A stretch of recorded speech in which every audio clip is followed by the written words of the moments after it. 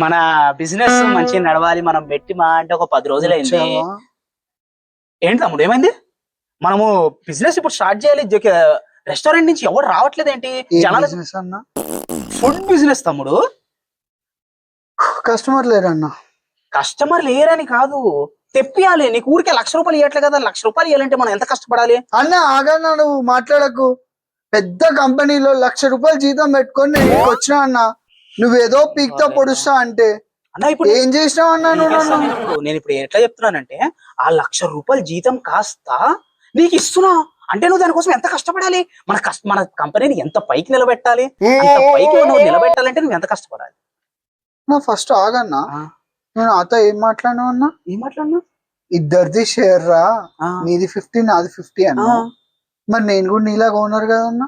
నువ్వు నాకు జీతం ఇచ్చేది అంటే నువ్వు ₹1,00,000 అడిగినావు. మరి ₹1,00,000 ఎందుకు అడిగినావు? సో ₹1,00,000 అడిగినందుకు నువ్వు కూడా కొంచెం కష్టపడాలి కదా, ఎఫర్ట్స్ పెట్టాలి కదా. మన కంపెనీ వరల్డ్ లోనే నెంబర్ 1 కి తీసుకురావాలి కదా. వరల్డ్ ఇది చెప్పే నా జీవితం సంకనాలు వచ్చావన్నా. ఇలా అర్థం అంటే అట్లాని కాదు, నీ జీవితం సంకనాక నేను ఉన్నా కదా.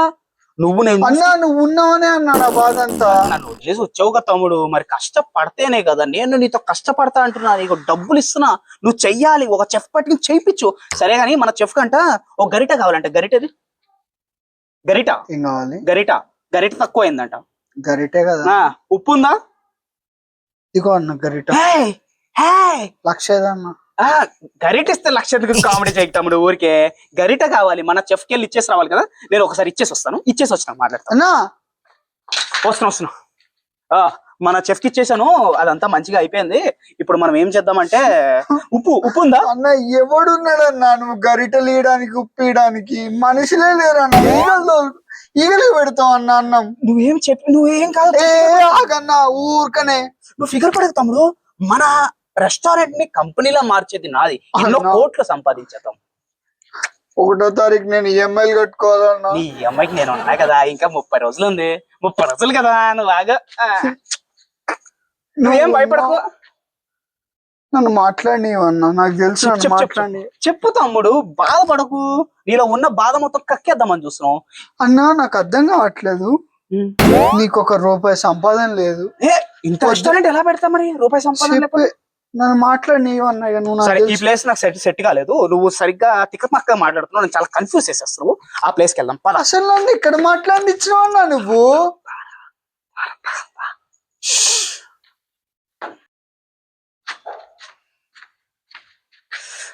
ఇప్పుడు చెప్తాముడు ఏంటి అసలు మనము బిజినెస్ ప్లాన్ అంటే ఎట్లా ఉండాలి అంటే, నువ్వు పెద్దానికి స్టార్టింగ్ స్ట్రగుల్ ఉంటది, కష్టపడాలి, బాధలు ఉంటాయి.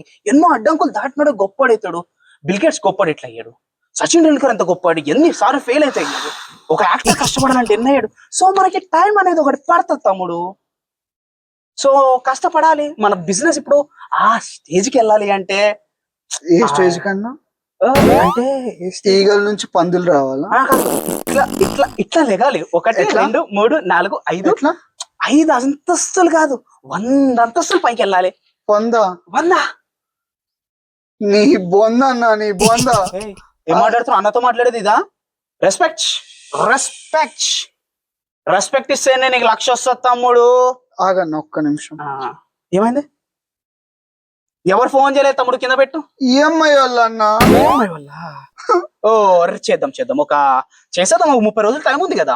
30 రోజులు వెయిట్ చేద్దాం. మన రెస్టారెంట్ అప్పుడు కస్టమర్ వెళ్ళి నువ్వు తీసుకొచ్చేస్తున్నావు బయటికి వెళ్ళి. అదిగో ఆడెవడో అక్కడ తిరుగుతున్నాడు. పక్క షాప్కి వెళ్ళి బిర్యానీ తింటాడు ఏంటి? మన షాప్ ఇక్కడ పెట్టుకుని పక్క షాప్కి వెళ్ళి బిర్యానీ తింటాడు ఏంటి?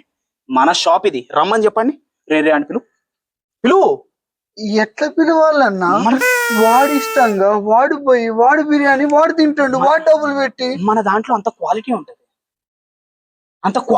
అంత టేస్ట్ ఉంటది, అంత డెలిషియస్ గా ఉంటది అని చెప్పు. ఆగన్నా ఆ సోంబేరిగాని చూడన్నా. ఆ సోంబేరిగాడు అంతే. నేను వెళ్ళేసి వస్తా.